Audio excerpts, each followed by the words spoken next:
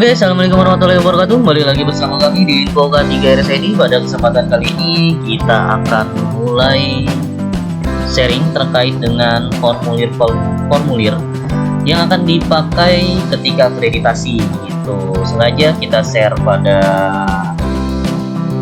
kesempatan kali ini agar ya ini bisa berbagi kepada teman-teman semua yang mungkin akan melaksanakan akreditasi atau sudah melaksanakan akreditasi gitu. Jadi harapannya akreditasi tidak berhenti di waktu akreditasi saja, melainkan bisa berlanjut secara konsisten ataupun kontinu. Oke, pada kesempatan kali ini kita akan sharing aja secara cepat mengenai validasi data indikator mutu. Jadi untuk validasi sendiri, sebentar coba saya cek dulu ya. Oke, untuk validasi sendiri diminta di bab mutu, bab 5, kriteria 5.1.3, di mana di EP tersebut atau kriteria tersebut dilakukan validasi dan analisis hasil pengumpulan data indikator mutu. Lalu indikator mutu apa saja sih yang wajib divalidasi? Yaitu ada 5 kondisi. Yang pertama adalah indikator baru yang digunakan. Yang kedua, data akan ditampilkan atau dipublikasikan ke masyarakat. Oke, yang ketiga ada perubahan profil indikator. Yang keempat, ada perubahan data pengukuran. Dan yang kelima, sumber data berubah. Misalnya dari manual menjadi elektronik.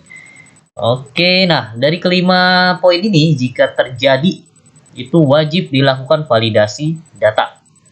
Gitu. Nah, validasi data ini, misalnya contoh pada poin nomor 1, ada indikator baru yang digunakan. Misalnya di akhir tahun ini, teman-teman menyepakati indikator baru, di mana indikator baru itu akan dilaksanakan di bulan Januari. Maka ketika teman-teman melakukan pengukuran indikator mutu di bulan Januari, hasilnya ada di bulan Februari ya. Nah, ketika di Februari itu silakan lakukan validasi gitu. Atau misalnya setiap 3 bulan data-data indikator mutu akan dipublikasikan ke masyarakat. Nah, di bulan keempat silakan lakukan validasi data dulu. Ketika hasilnya valid baru boleh dipublikasikan gitu. Jadi intinya validasi itu adalah bagaimana seorang validator itu membuktikan apakah hasil pengukuran indikator mutu yang dilakukan oleh unit itu benar-benar sudah sesuai, benar-benar sudah valid, dan benar-benar dapat dipertanggungjawabkan keabsahannya gitu. Oke, saya contohkan di sini. Jadi teman-teman nggak perlu bingung mengenai validasi data karena sebenarnya itu nggak serumit yang kita pikirkan.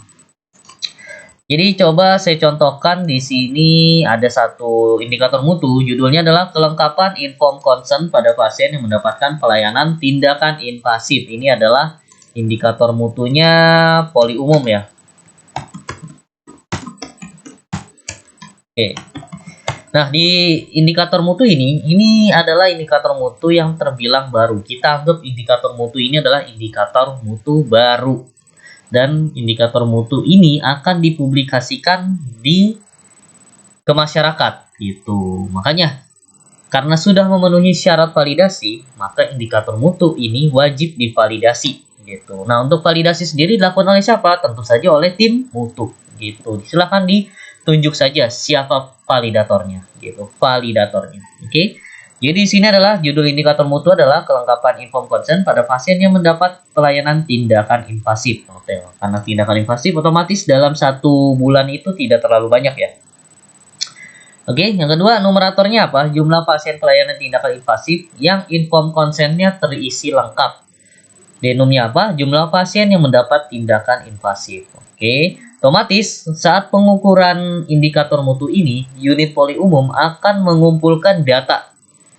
Ada berapa tindakan invasif yang dilakukan di bulan tersebut. Oke, jelas ya. Misalnya kita anggap di bulan Januari sampai Maret lah ya. Ternyata ada 7 tindakan invasif yang dilakukan. Nah, dari 7 tindakan invasif tersebut, inform consent-nya berapa yang diisi secara lengkap dari 7 tindakan invasif? Apakah 7-7-nya dilakukan inform consent secara lengkap atau tidak gitu. Nah, kalau unit yang mengukur biasanya pasti tidak detail sih, tapi mungkin kita perlu memikirkan lagi, membuktikannya agar lebih valid lagi gitu kan. Mungkin ketika pengukuran indikator mutu oleh unit, dihitung adalah dari 7 pasien tersebut 7-7-nya terisi lengkap. Otomatis capaian indikatornya adalah 100%. Kenapa? Karena 7 bagi 7 kali 100 sama dengan 100%. Nah, oke. Nah, orang mutu itu harus pinter-pinternya teman-teman, harus kritis dan harus sering apa ya? Curiga mungkin ya. Kenapa curiga? Karena asas kecurigaan ini akan memunculkan peningkatan mutu sih, gitu. Bagaimana data yang diberikan oleh unit benar-benar bisa dipertanggungjawabkan sehingga benar-benar mencapai peningkatan mutu. Gitu. Itulah kenapa orang mutu wajib melakukan validasi mutu, gitu. Nah, bagaimana cara validasinya? Silahkan teman-teman buat dulu formulirnya. Namanya itu adalah formulir perhitungan validasi, gitu. Terserah lah namanya, mau formulir validasi, mau formulir perhitungan. Nah, oke. Jadi silakan diambil sampelnya. Nah, untuk sampel sendiri banyak yang bingung ya teman-teman ya. Jadi kita lihat aja untuk pengukuran sampel ketika populasinya itu lebih dari 30, silakan gunakan sampling gitu atau rumus sampling, metode sampling apapun itu. Tapi ketika jumlah populasinya itu kurang dari atau jumlah sampelnya itu kurang dari 30, silakan gunakan total sampel gitu. Mudahnya gitu aja teman-teman. Ya, jadi ketika sampelnya lebih dari 30, silakan gunakan sampling atau rumus sampel, entah itu pakai Slovin ataupun rumus-rumus sampel lainnya. Tapi ketika kurang dari 30, silakan gunakan total sampling. Nah, pada contoh tadi, yaitu kelengkapan inform consent pada tindakan invasif, ternyata jumlah pasiennya itu selama 3 bulan itu adalah 7 pasien. Oke. Mungkin 3 di Januari, 2 di Februari, 2 di Maret. Kita anggap seperti itu ya. Jadi selama 3 bulan itu 7. Otomatis setiap bulannya sampelnya itu kurang dari 30 sehingga diambil total sampel gitu. Jelas ya teman-teman ya. Makanya kalau teman-teman sudah punya kertas kerja seperti ini, maka melakukan validasi akan lebih mudah gitu. Silakan buat kolom sederhana seperti ini aja, ada nomor. Ini dilakukan oleh tim mutu ya. Lalu ada pengumpul data, inform consent hasilnya apa, lalu validator, inform consent hasil kesesuaiannya gimana, gitu. Nah, otomatis untuk kolom pengumpul data ini silakan teman-teman ambil dari data indikator mutu yang dikumpulkan oleh unit. Inform consent jadi sampel 1, pasien 1, pasien 2, sampai pasien 7. Otomatis kalau teman-teman unit membuat hasilnya 100%, nilainya pasti 100 gitu. Ini kenapa ada angka 1? Kita anggap aja 1 ini adalah 100, 1 itu adalah tepat, lengkap, 0 itu tidak lengkap. Kita anggap codingannya seperti itu ya.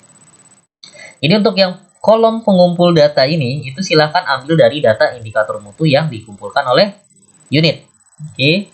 Makanya di sini sampelnya judulnya sampel 1 sampai sampel 7 gitu. Hasilnya apa? Hasilnya 100%. Kenapa? Karena kita anggap Januari sampai Maret seluruh seluruh pasien sudah dilakukan inform consent secara lengkap gitu. Nah, lalu tim validator inilah berfungsi untuk memvalidasi apakah benar nih dari 7 inform consent yang dilakukan kepada 7 pasien ini hasilnya benar-benar lengkap dan tepat gitu. Kita buktikan nih apakah yang dilaporkan unit ini benar-benar benar ataupun ada kekeliruan di dalam atau ada ketidaksesuaian gitu. Nah, makanya tugas validator adalah silakan cari inform consent si pasien 1 sampai pasien 7. Jadi silakan minta datanya ke poli umum gitu. Lalu cek satu persatu teman-teman.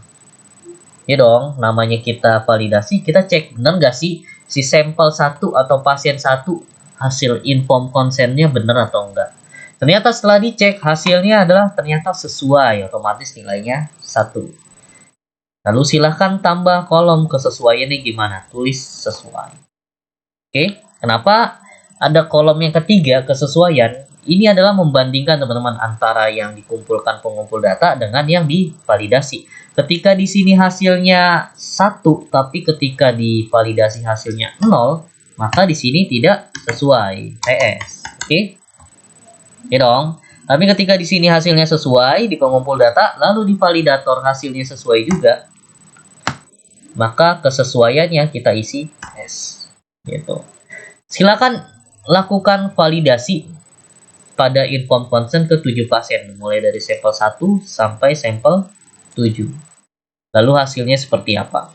Nah, tadi kita lihat pada pengukuran indikator mutu yang dilakukan oleh unit, ternyata 7 sampel tersebut hasilnya adalah 100% terisi lengkap.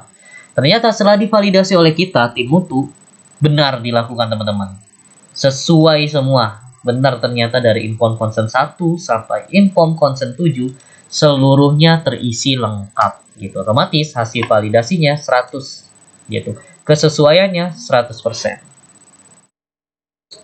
Lalu gimana nih cara kita memvalidasi apakah valid atau tidak gitu. Ingat rumus validasi itu apa sih? Silahkan teman-teman buat SOP-nya. Biasanya pengukuran dianggap valid itu jika kesesuaiannya itu di atas 90% gitu. Kalau teman-teman punya referensi lain misalnya di atas 95 itu tidak masalah gitu. Tapi biasanya idealnya itu di atas 90%. Makanya cara kita tahu bagaimana hasilnya apakah valid atau tidak, silahkan lakukan perhitungannya teman-teman. Pengumpul data dibagi hasil pengumpul data dibagi hasil validator dikali 100% gitu. Itu aja sih.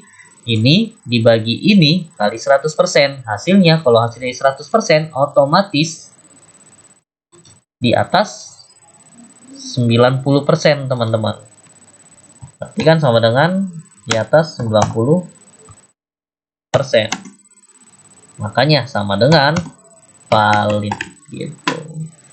Gini aja sih, gitu. Gampang gitu. Namanya kita validasi ya kita membuktikan benar nggak sih yang diukur oleh unit gitu. Sebenarnya ya sesimpel ini teman-teman. Jadi teman-teman nggak perlu bingung nih melaksanakan validasi karena yang kita lakukan validasi sebenarnya kita melakukan pengukuran ulang terhadap pengukuran yang dilakukan oleh unit gitu.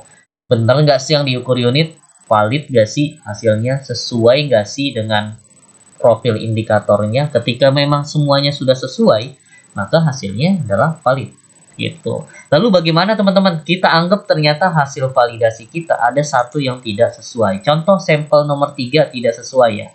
Kita bikin di sini TS. Otomatis di sini hasilnya 0. Oke, ketika dijumlahkan maka dia akan mendapat nilai 6. Hasilnya adalah 6. 6 per 7 kali 100%.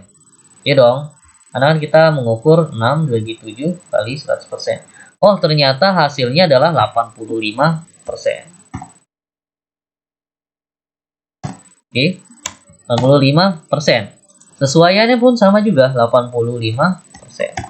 Nah, kalau kayak gini, hasilnya apa teman-teman? Apakah valid atau tidak? Jawabannya pasti tidak valid gitu. Kenapa tidak valid? Lagi-lagi karena angka validasinya itu kurang dari 90% gitu. Makanya untuk perbedaan penilaiannya, jadi di sini nih teman-teman, 85 dibagi 100 kali 100%, hasilnya 85%. Otomatis karena 85% ini tidak di bawah kurang dari 90%, maka hasilnya tidak valid gitu. Jadi hasilnya tidak valid gitu. Ya dong, bener dong.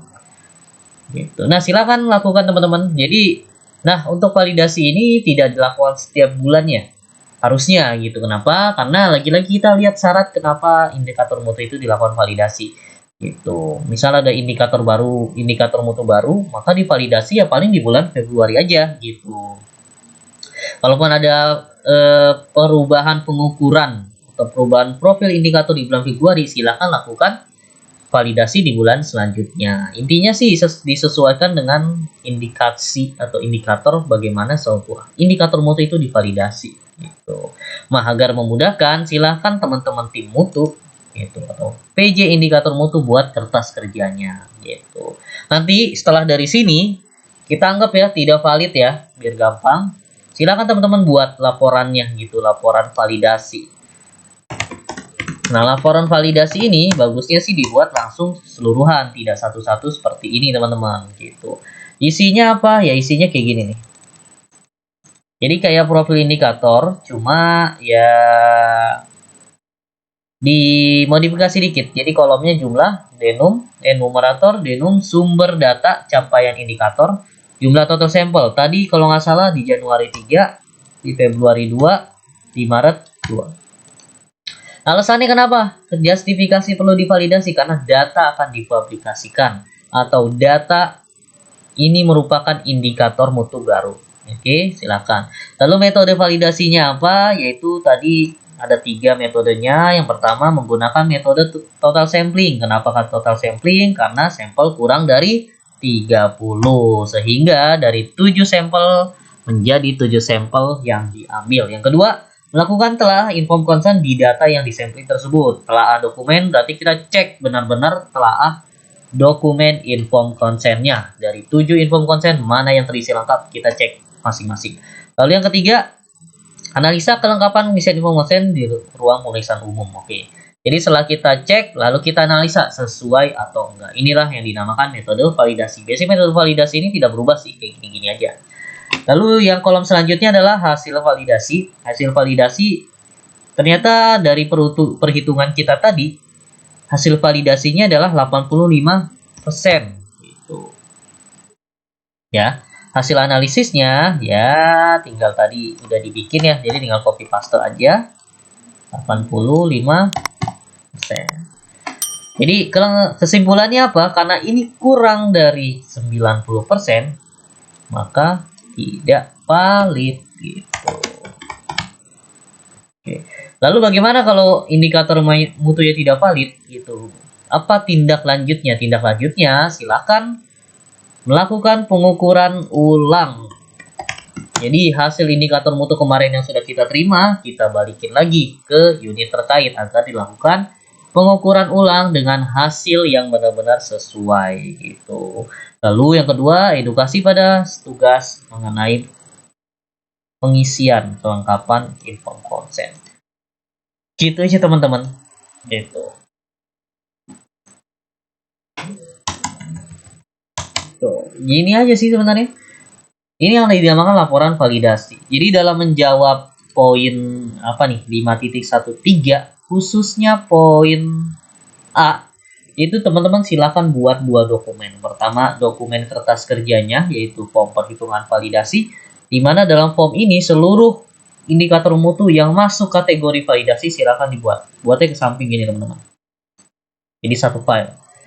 Dibuatnya per apa, Pak? Per TW boleh, per semester boleh, tapi disarankan itu per TW karena laporan indikator mutu bagusnya dianalisis per tiap 3 bulan gitu. Lalu yang kedua, silakan buat laporannya. Laporannya modelnya seperti ini, sama. Jadi seluruh indikator mutu yang masuk kategori validasi silakan masukkan semua ke sini. Oke.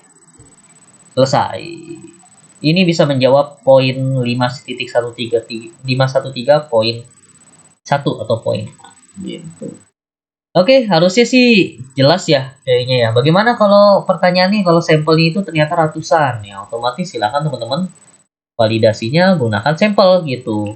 Agar jumlah sampel sampling, gunakan sampling agar jumlah sampel yang kita ukur itu bisa lebih berkurang tapi tetap mengakomodir populasinya gitu. Itu aja sih.